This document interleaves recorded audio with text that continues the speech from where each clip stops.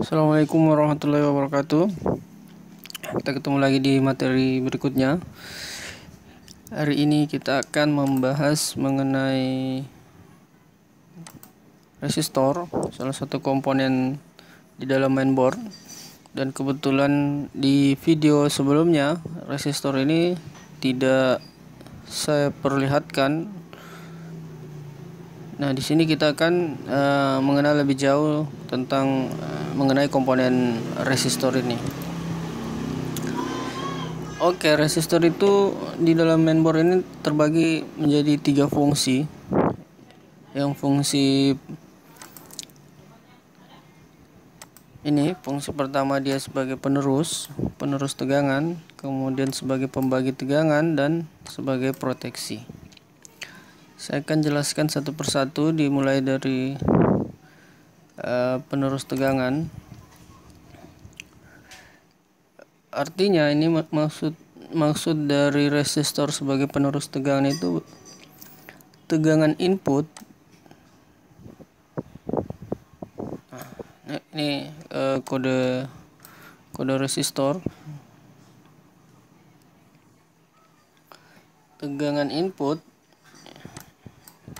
ini input.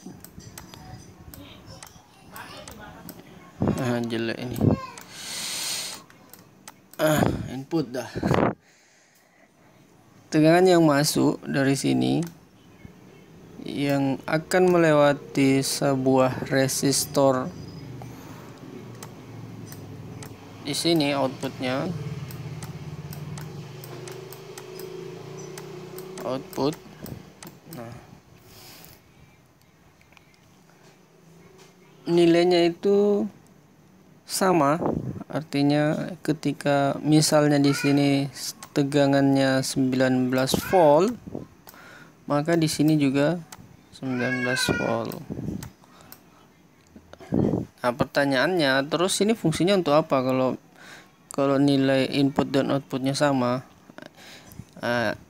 Fungsi resistor di sini sebagai penstabil tegangan.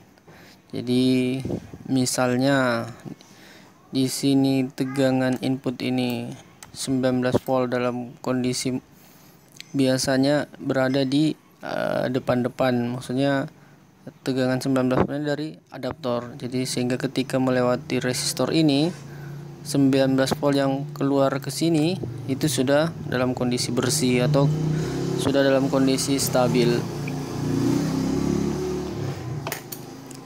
Nah, posisi ini resistor yang seperti ini tidak memiliki kutub. Artinya dibolak-balik, dibalik sama saja, tidak memiliki kutub positif dan negatif.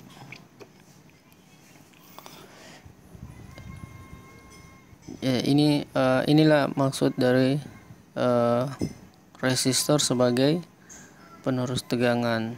Tegangan input dan tegangan outputnya nilainya sama. Kecuali resistornya hambatannya besar, biasanya agak terjadi penurunan tegangan walaupun tidak signifikan. Misalnya di sini 19 volt. Biasanya turunnya 18,9, kecil. Hampir tidak kelihatan.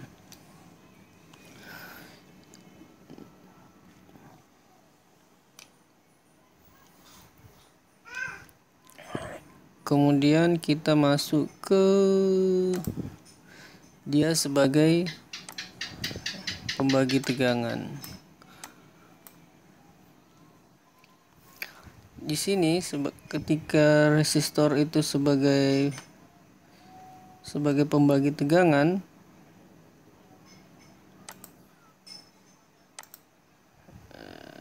mana dia? Salah, maaf. Kesalahan teknis.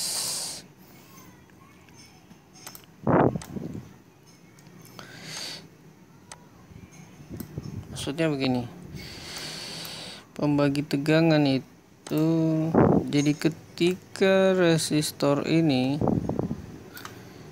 anggaplah di sini ada sebuah MOSFET.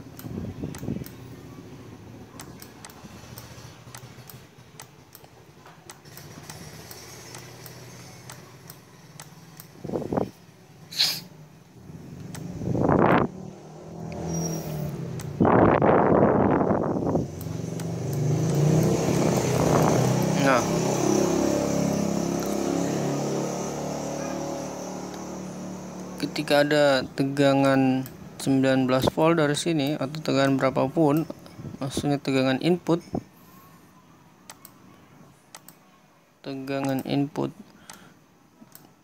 dari sini, tegangan input di sini in, maka keluaran di sini di outnya lebih kecil dari tegangan inputnya. Kenapa? Karena terjadi pembagi tegangan. Nah, ini namanya R divider. Nah, di dalam teori yang saya bagikan nanti, di situ akan ada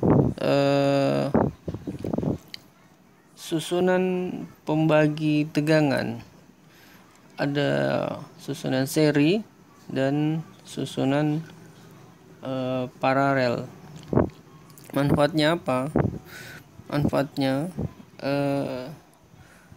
ketika kita nanti mencari sebuah resistor yang nilai resistornya tidak kita temukan di mainboard lain, atau kita tidak dapat tidak ada yang jual, kita bisa melakukan manipulasi hambatan di di materi teori yang saya berikan. Itu ada contoh bagaimana sebuah resistor yang atau saya kopikan di sini ya biar jelas daripada mengawang-awang.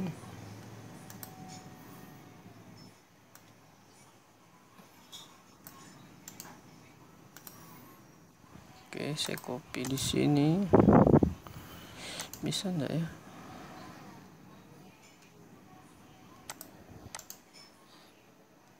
Atau harus diselesaikan dulu ya? Tunggu ya.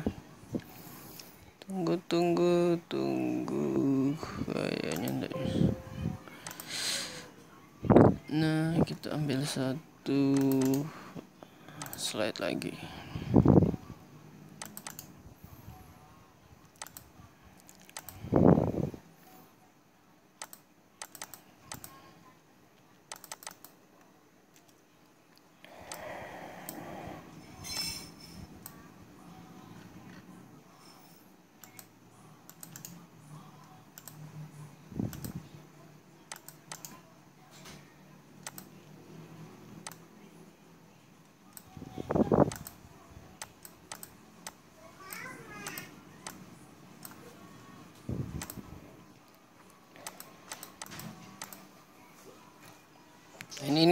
Ini sementara diabaikan dulu ya.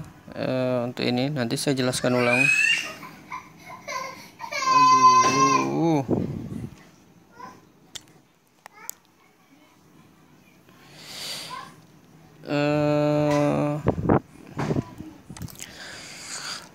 Di sini contoh kasus, misalnya kita mencari nilai resistor 680 kilo.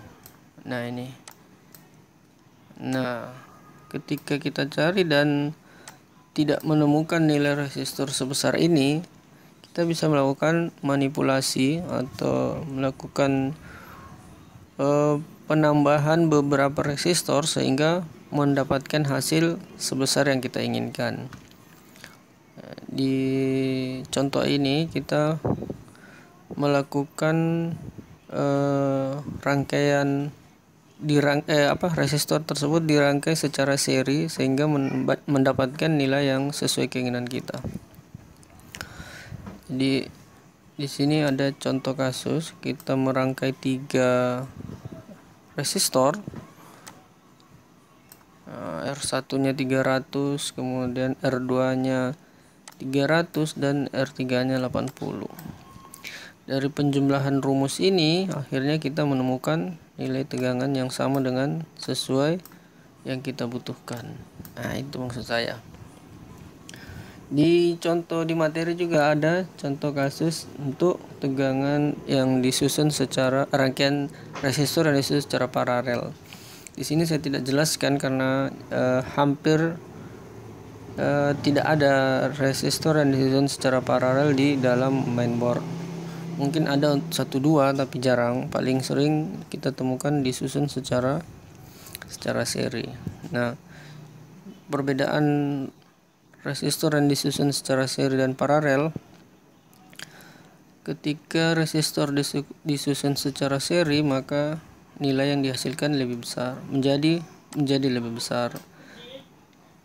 Nah, sementara untuk yang paralel, nilai yang dihasilkan akan menjadi lebih kecil. Itu juga bisa dimanfaatkan ketika kita kesulitan mendapatkan sebuah resistor yang kita butuhkan. Oke, kita kembali ke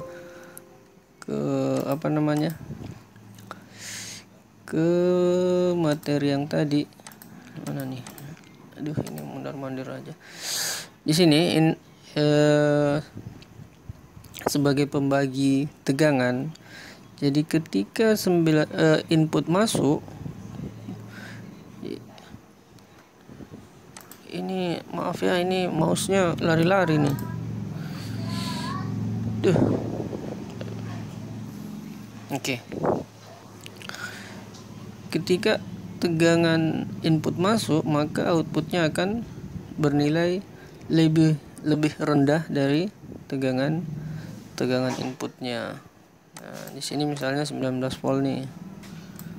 Nah, outputnya berapa? Outputnya itu dipengaruhi oleh 2 resistor ini. Nah, itu. Aduh, ini dipengaruhi oleh 2 resistor ini. Nah, nilai resistor ini mempengaruhi nilai output dari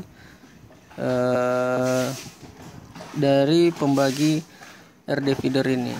Nah, nanti kita cari saya akan ajari teknik menemukan berapa nilai output di sini dengan sebuah aplikasi yang bisa kita download di Play Store, sehingga mudah kita mengetahui tegangan output yang ada di sini dengan melihat kedua R ini. Nah, itu resistor sebagai pembagi tegangan. Kemudian resistor sebagai proteksi. Nah, ini resistor sebagai proteksi. Ini sering digunakan di paling banyak dimanfaatkan oleh mainboard seri Asus. Jadi susunannya bermacam-macam, ada beberapa tipe. Di sini saya tidak menggambarkan karena tidak memiliki pola tertentu. Biasanya sih proteksi itu adanya di bagian input sebuah IC. Jadi misalnya ini IC. Nah, inputnya ini ada resistor masuk sini. Aduh.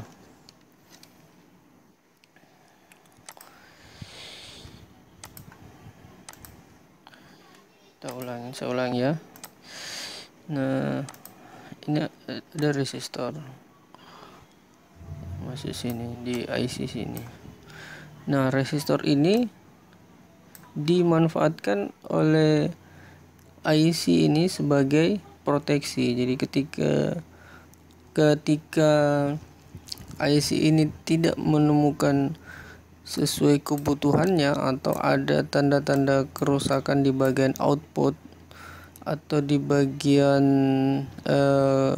CO, menemukan tanda-tanda signal atau tegangan yang tidak normal, maka otomatis tegangan di sini akan diputus. Yang harusnya tadi di sini ada tegangan, tiba-tiba hilang atau drop. Misalnya di sini 19 volt. Setelah diukur, di sini ternyata sudah tidak 19 volt lagi atau drop. Sehingga kebutuhan input IC ini sudah tidak terpenuhi. Jadi ketika kebutuhan tegangannya tidak terpenuhi, otomatis IC ini tidak bekerja. Oke, nanti kita akan lanjut di video berikutnya untuk menghitung resistansi sebuah resistor SMD. Oke teman-teman, kita lanjut di video berikutnya.